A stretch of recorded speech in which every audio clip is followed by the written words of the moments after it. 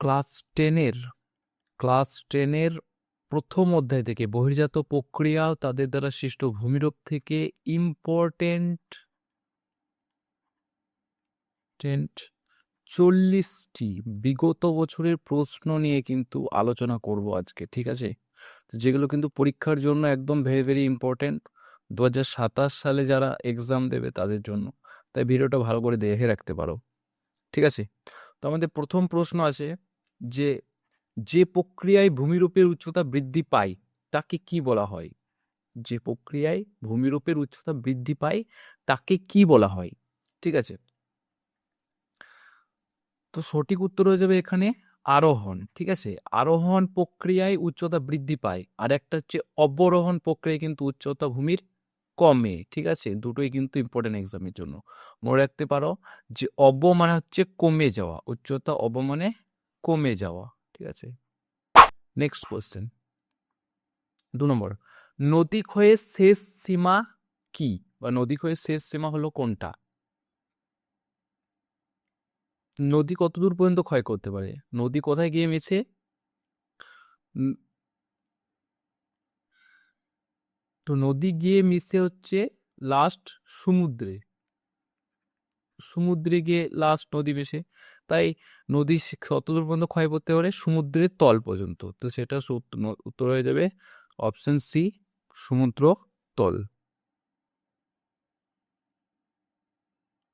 সমুদ্র তল হয়ে যাবে আমাদের সঠিক আনসার। নেক্সট কোয়েশ্চেন, নদীর ষষ্ঠঘাতের সূত্রের প্রবর্তক কে? নদীর ষষ্ঠঘাতের সূত্রের প্রবর্তক কে? যে নদীর গতি যদি দ্বিগুণ হয়ে যায়, নদীর গতিটা যদি দ্বিগুণ হয়ে যায়, 2x হয়ে যায়, তো তার ভ্যালুটা কিন্তু 64 গুণ বেড়ে যাবে। ঠিক আছে, তো এইটাই ছিল হপকিন্সের। তো নদীর ষষ্ঠঘাতের সূত্রটা আবিষ্কার করেছে ডব্লু হপকিন্স। অপশন বি হয়ে যাবে সঠিক উত্তর। নেক্সট কোয়েশ্চেন, শুষ্ক অঞ্চলের গিরিখাতকে কি বলা হয়? শুষ্ক অঞ্চলের গিরিখাতকে কি বলা হয়?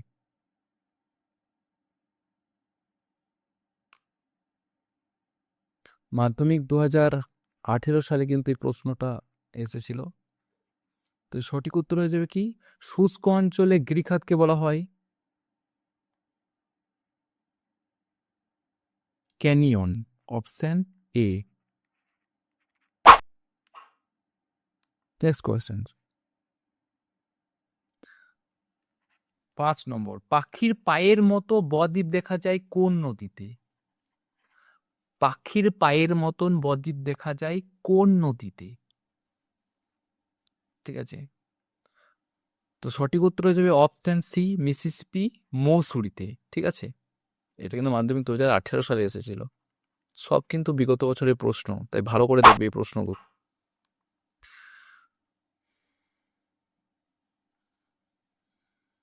আমাদের 6 নম্বর প্রশ্ন, সমুদ্রের উপকূলে নিমজ্জিত হিমবাহের উপত্যকাকে কি বলে? নিমজ্জিত হিমবাহের উপত্যকাকে কি বলা হয়?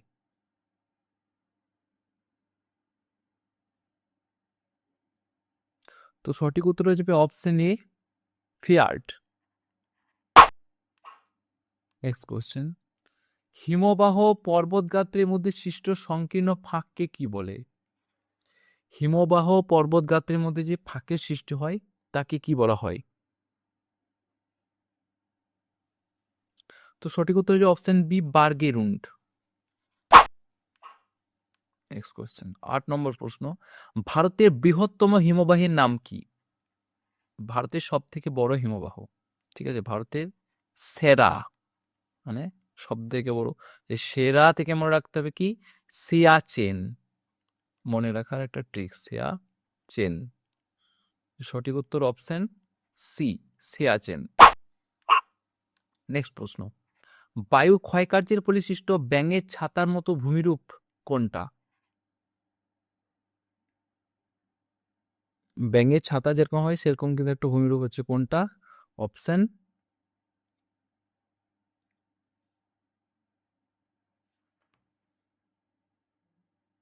অপশন সি, গৌর হয়ে যাবে সঠিক আনসার। নেক্সট কোশ্চেন 10 নম্বর, অর্ধচন্দ্রাকৃতি বালিয়াড়িকে কি বলা হয়?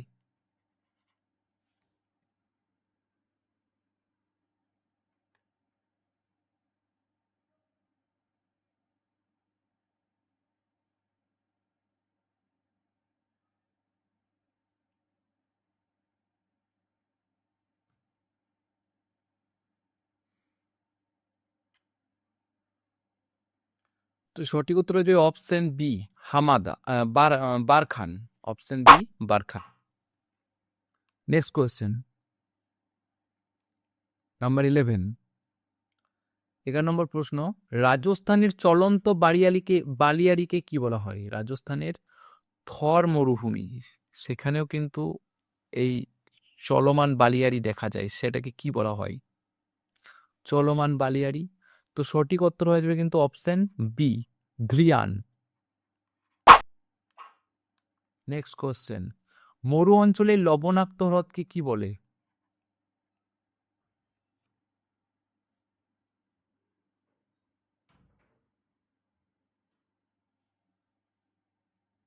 সঠিক উত্তর হচ্ছে option A, playa. Next question, সাহারার বালুকাময় মরুভূমিকে বলে? সাহারার বালুকাময় মরুভূমিকে কি বলা হয়?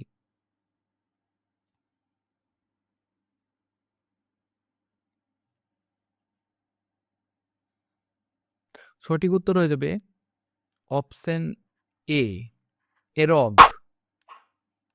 নেক্সট কোয়েশ্চেন, সুন্দরবনের একটি ডুবে যাওয়া দ্বীপের নাম কি? ঠিক আছে, ভেরি ভেরি ইম্পর্টেন্ট প্রশ্ন কিন্তু এটা, মাধ্যমিক 2018 সালে এই প্রশ্নটা কিন্তু এসেছে। ঠিক আছে, একটা ভেরি ভেরি ইম্পর্টেন্ট প্রশ্ন। কিভাবে মনে রাখবে না, ডুবে যায়। ঠিক আছে, তো এখানে আছে যে ডুবে যাওয়া দ্বীপ। ঠিক আছে, তো জলে ডুবে যায়। তো জলে কোন জিনিসটা ডুবে যায়? মনে রাখতে হবে লোহা। লোহা কিন্তু জলের মধ্যে ডুবে যায়, তাই এখানে হচ্ছে কোন জিনিসটা হবে? লোহা চড়া। অপশন এ, লোহা চড়া দ্বীপ, জলের লোহা ডুবে যায়, তাই লোহা চড়া হয়ে যাবে সঠিক আনসার। নেক্সট কোয়েশ্চেন, উল্টানো নৌকার মতো দেখতে হিমবাহের সঞ্চয়জাত ভূমিরূপ কি? উল্টানো নৌকার মতন দেখতে হিমবাহের সঞ্চয়িত রূপ। ঠিক আছে, এটা মনে রাখার ট্রিক্স আছে।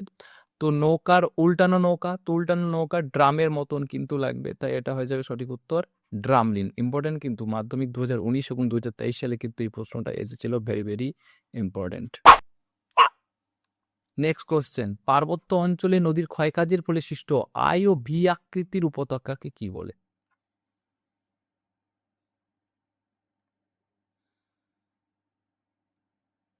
তো সঠিক উত্তর হচ্ছে অপশন এ, গিরিখাত। নেক্সট কোশ্চেন,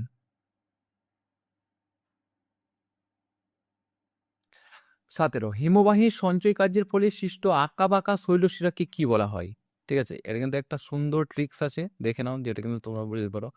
আঁকা বাঁকা বলেছে মানে আঁকা বাঁকা অক্ষর হচ্ছে এস। ঠিক আছে, তাহলে এই এস থেকে মনে রাখতে হবে এস আর কার, তাহলে হচ্ছে এস কার। ঠিক আছে, তাই এটার উত্তর হয়ে যাবে কি না, হিমবাহের সঞ্চয়গুলো আঁকা বাঁকা শৈলশিরা হচ্ছে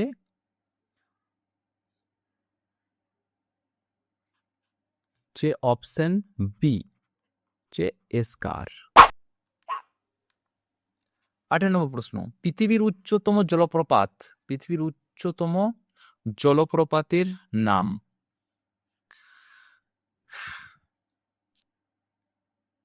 এই জলপ্রপাত গুলো কিন্তু উচ্চতম, বৃহত্তম, এগুলো কিন্তু মনে রাখা অনেক কঠিন হয়ে যায়, তাই একটা সুন্দর ট্রিক্স তোমাদেরকে দেখিয়ে দেবো আজকে। উচ্চতম মানে উঁচু, সব থেকে উঁচুতে কারা থাকে? তো মনে করতে পারো যে অ্যাঞ্জেল মানে পরী, তাই তো, অ্যাঞ্জেল মানে হচ্ছে কি পরী, তারা উপরে থাকে, তাই মনে রাখতে পরীরাও অ্যাঞ্জেলরা উপরে থাকে, তাই এটা হচ্ছে সব থেকে উঁচু, তাই এটা হয়ে যাবে অ্যাঞ্জেল, হয়ে যাবে সঠিক উত্তর আনসার সি।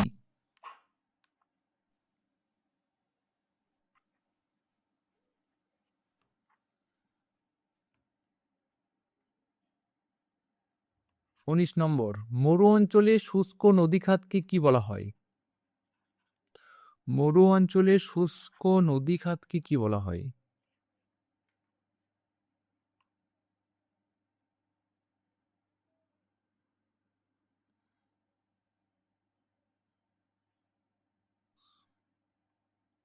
তো সঠিক উত্তর হচ্ছে অপশন এ, ওয়াদি। 20 নম্বর প্রশ্ন আমাদের, যে দুটি নদীর মধ্যবর্তী অঞ্চলকে বলা হয়, দুটি নদীর মাঝের অংশকে কি বলা হয়? ইম্পর্টেন্ট প্রশ্ন, ভিভিআই করো প্রশ্নটাকে। ঠিক আছে, তো দুটি বলেছে, তো দুটি মানে হচ্ছে দো, মনে রাখতে হবে এটা, দুটি মানে হচ্ছে দো, তাই দোয়ের সঙ্গে আব মানে দো আব, দুটি মানে রাখলে দো, তাই সঠিক উত্তর হয়ে যাবে কি? উত্তর হয়ে যাবে অপশন এ, দোয়াব। পলল বেজনি সৃষ্টি হয় পর্বতের কোথায়? ঠিক আছে, পলল বেজনি সৃষ্টি হয় পর্বতের কোথায়? ইম্পর্টেন্ট প্রশ্ন একটা, মনে রাখার, কিভাবে মনে রাখবে না, বেজনি, বেজনি মানে হচ্ছে কি পাখা, যে পাখা, আর পাখা তো পায়ের দিকেই রাখা হয়, পা, পা মানে হচ্ছে পাদদেশে, পাদদেশ, তো এটা সঠিক উত্তর হয়ে যাবে কি? পলল বেজনি সৃষ্টি হয় পর্বতের পাদদেশে, অপশন বি। নেক্সট কোয়েশ্চেন,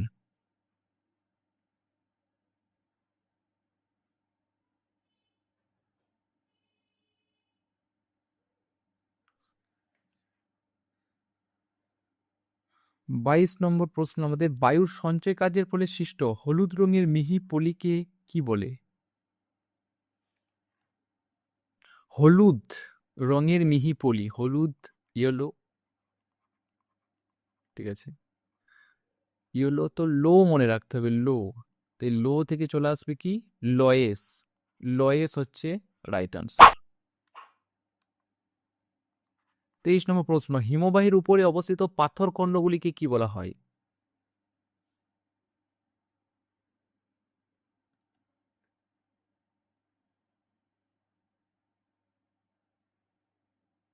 তো সঠিক উত্তর হয়ে যাবে কিন্তু অপশন ডি, এরাটিকা।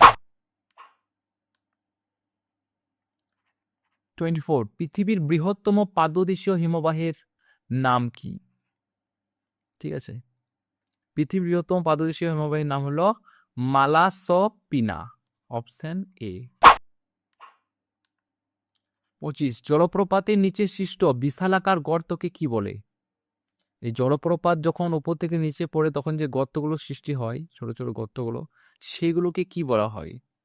তো সঠিক উত্তর হয়ে যাবে কি প্রাপত, প্রাপতকূপ, অপশন বি। 26, বায়ুর গতিপথের সমান্তরালে গঠিত বালিয়াড়িকে কি বলা হয়? বায়ুর গতিপথের সমান্তরালে গঠিত বালিয়াড়িকে কি বলা হয়?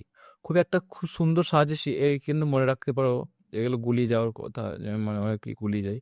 তো সমান্তরালে হচ্ছে কি দন্ত স দিয়ে শুরু, আর এটার উত্তর হয়ে যাবে কি সমান্তরাল সম মনে রাখতে হবে সিপ, ঠিক আছে, তাই সঠিক উত্তর হয়ে যাবে option A, sheep. Next question, 17 নম্বর, কঠিন শিলা দ্বারা গঠিত মরু অঞ্চলের অনুচ্চ পাহাড়গুলিকে কি বলা হয়? কঠিন শিলা দ্বারা গঠিত মরু অঞ্চলের অনুচ্চ পাহাড়গুলিকে কি বলা হয়?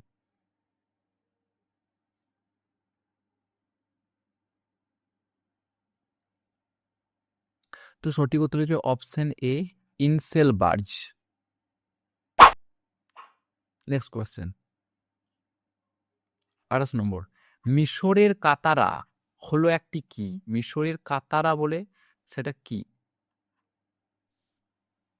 কাতারা থেকে মনে রাখতে পারো যে কাত হয়ে যায়, একদম কাতর হয়ে যাওয়া, কাতর কোথায় হয়ে যায়? যখন আমরা খালে পড়ে যাই, খালে পড়ে গেলে আমরা কিন্তু কাতর হয়ে যায় একদম, ঠিক আছে, তাই এটার উত্তর কি হবে বুঝতেই পারছো, যে গর্ত, গর্ত বা অবনত স্থান হয়ে যাবে সঠিক উত্তর, অপশন সি। 29, যে সীমার উপর, যে সীমারেখার উপরে বরফ জমে থাকে তাকে কি বলা হয়? বরফ কোন সীমারেখার উপরে জমে?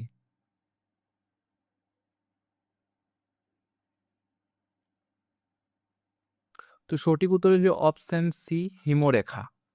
ইম্পর্টেন্ট কোশ্চেন, 2022 সালে কিন্তু প্রশ্নটা এসেছিল। নেক্সট কোশ্চেন, ক্ষয়সীমা ধারণার প্রবর্তক কে? ইম্পর্টেন্ট প্রশ্ন, ভিভিআই করো প্রশ্নটাকে, যে ক্ষয়সীমা ধারণার প্রবর্তক কে? ক্ষয়সীমা ধারণার প্রবর্তক প্রথম যে দিয়েছিল সে হলো অপশন এ, পাওয়েল। নেক্সট প্রশ্ন, গ্র্যান্ড ক্যানিয়ন কোন নদীর ওপরে অবস্থিত? Grand canyon. মাধ্যমিক 2027 সালে কিন্তু এই প্রশ্নটা এসেছিল, ঠিক আছে। তো সঠিক উত্তর হয়ে যাবে কিন্তু অপশন সি, কলোরাডো। নেক্সট প্রশ্ন, পার্বত্য হিমবাহের গায়ে সৃষ্ট গভীর ফাটলকে কি বলা হয়? পার্বত্য হিমবাহের গায়ে যে গভীর ফাটলগুলো জমে সেগুলোকে কি বলা হয়?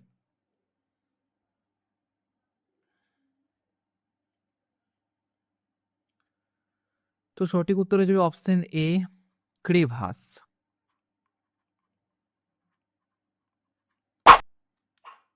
নেক্সট প্রশ্ন, পাদদেশীয় হিমবাহের অগ্রভাগকে কি বলা হয়?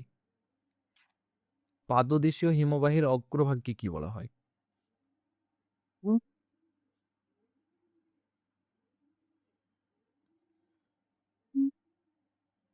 ঠিক আছে, তো সঠিক উত্তর হয়ে যাবে কি না অপশন এ, লোব।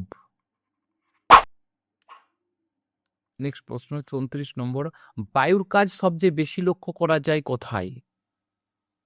বায়ুর কাজটা সব থেকে বেশি কোথায় লক্ষ্য করা যায়? মাধ্যমিক 2019 সালে কিন্তু এই প্রশ্নটা এসেছিল, ইম্পর্টেন্ট, ভিভিআই করো। খুব সহজ প্রশ্নটা উত্তর দেওয়া, বায়ু সব থেকে কোথায় কাজ বেশি করে? মরু অঞ্চলে, অপশন বি।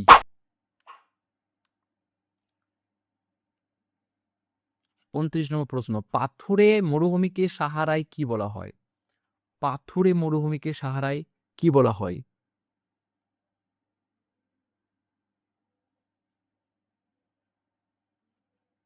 তো সঠিক উত্তর হয়ে যাবে হামাদা, অপশন বি। 36 নম্বর প্রশ্ন, নদীর বাঁকের উত্তাল অংশে পলি সঞ্চয়কে কি বলা হয়? নদীর বাঁকের উত্তাল অংশে যে পলি সঞ্চয় হয় তাকে কি বলা হয়?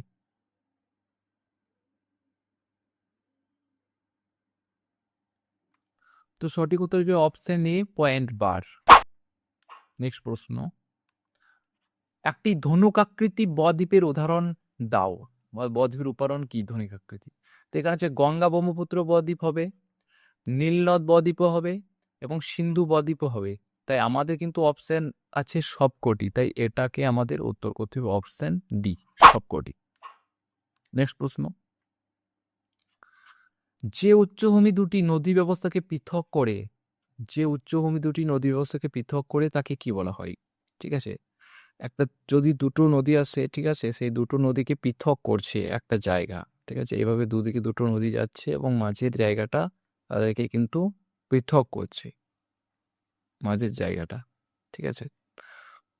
তো এটাকে কি বলবো? এটাকে বলবো, এই জায়গাটাকে বলবো,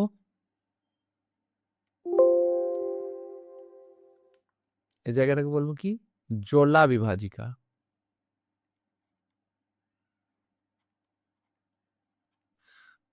তাই এটা সঠিক উত্তর হয়ে যাবে কি? জলা বিভাজিকা। মনে রাখতে হবে যে জলকে আলাদা করছে, যে জল আছে তাকে আলাদা করছে, দুটো নদীকে আলাদা করছে, তাই জল বিভাজিকা মানে হচ্ছে আলাদা করা, ঠিক আছে, এটা মনে রাখতে পারো। নেক্সট প্রশ্ন 39, ঝুলন্ত উপত্যকায় সৃষ্টি হয় কি? ঝুলন্ত উপত্যকায় কি সৃষ্টি হয়?